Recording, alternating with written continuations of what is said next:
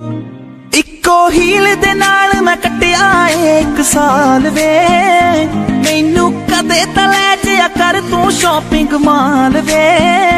ਮੇਰੇ ਨਾਲ ਦੀਆਂ ਸਭ ਪਾਰਲਰ ਸਜਦੀਆਂ ਰਹਿੰਦੀਆਂ, ਹਾਏ ਹਾਈਲਾਈਟ